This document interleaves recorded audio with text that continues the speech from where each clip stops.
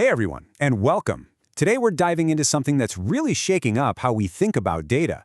See, it's not about who has the most data anymore, but about who can get people to collaborate the best. We're going to unpack how this idea of coordinated sharing is creating some absolutely incredible value.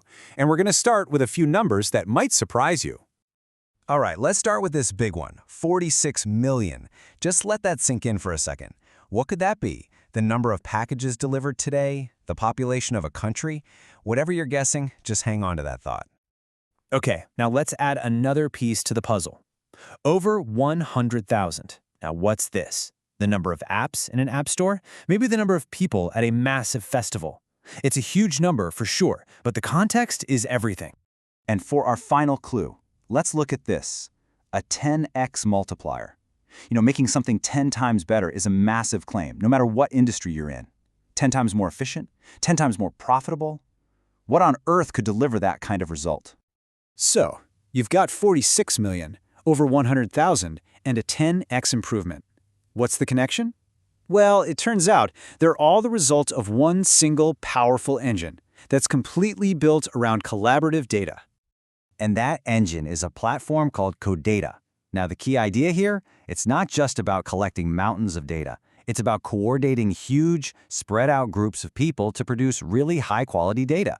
And here's the crucial part. It's about making sure that the people who pitch in are actually rewarded for the value they help create. Let's see what that looks like in the real world. So the very first ripple of this idea started in probably one of the most complex and kind of wild digital landscapes out there, cryptocurrency. This became the ultimate test, the proving ground for this whole model. And right here, this is the answer to our first number. The platform's big flagship project has managed to annotate 46 million high-risk crypto addresses. To give you some perspective, that's like creating a giant detailed map of potential scams, hacks, and other sketchy activity. And it was built using hundreds of millions of data points from 35 different blockchains. This isn't just data collection. This is bringing some much-needed transparency and security to a world that's often really murky. So, how in the world did they manage to do all that? I mean, that scale is just mind-boggling. It wasn't some small centralized team. Nope. As you can see, the vast majority of this work was powered by, you guessed it, over 100,000 individual contributors. This is what distributed, coordinated work looks like in action. But believe it or not, this is just the first ripple. So the ripple effect from this model is now spreading way beyond crypto. The very same principles that are helping to secure blockchains are now being used in a field where the stakes are, frankly, much higher: diagnosing cancer. Think about this. In healthcare, getting a cancer diagnosis right is everything. But grading something like prostate cancer from an image can be pretty subjective. This collaborative model brings expert pathologists together from all over the world to look at and annotate hundreds of super high-resolution images. By pooling all that expertise, they're building a more consistent, more reliable standard for diagnosis. I mean, this is a life-or-death application, and it proves just how profound the value of high-quality, collaborative data can be. And the applications are just incredibly diverse. We're going from the medical lab straight to our laptops. The same model is now tackling one of the biggest challenges in the digital world, advertising. It's being used to create privacy-first data for the next generation of the web, and it has the potential to completely change how ad targeting works. And here it is. This is where our third number, 10x, finally comes into play. The source material says that this new method can improve ad targeting efficiency by up to 10-fold. That is a game-changing leap in an industry worth billions and billions of dollars. Just incredible. And that ripple just keeps on spreading. Security teams are using this data for really complex blockchain investigations.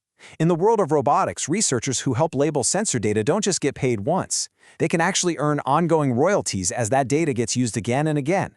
It just goes to show how flexible this incentive model really is. So what's the secret sauce? What makes it all tick? So what is it? What's the common denominator that lets this model work for something like crypto, but also for cancer research and even for advertising? Let's pop the hood and break down the engine itself. The engine driving all this success really has three critical parts. First up, you've got to coordinate. You have to be able to manage a massive global group of contributors. Second, you absolutely need quality control. This can't be a free-for-all. You need strong systems to make sure the data is accurate and reliable. And finally, you have to create and share value. The high-quality data generates real, measurable value, which then flows back to the contributors, creating this awesome, virtuous cycle. This really is a fundamental shift. We're moving away from that old world of data being locked up in silos, where the quality's all over the place and the incentives just don't make sense. This new model is all about being open and collaborative. It's built on a foundation of quality you can trust, and, most importantly, on incentives that actually reward people fairly for the value they help create. So what does all this mean for the future? Well, it's way more than just a new piece of technology. It's a whole new way of thinking about how we can solve really complex problems together. So look, if there's one thing you take away from all this, let it be this. High-quality data is the raw material for creating value. And when you build a system that gets the incentives right, that encourages people to generate and polish that data, you unlock this incredible ability to create real, tangible value. That's the core idea, and it works anywhere. Which kind of leaves us with one last thought to chew on. We've already seen this model take on massive challenges in finance and in medicine. The real question is, what's next? What other huge unsolved problem out there could this approach to collaborative value help us finally crack tomorrow?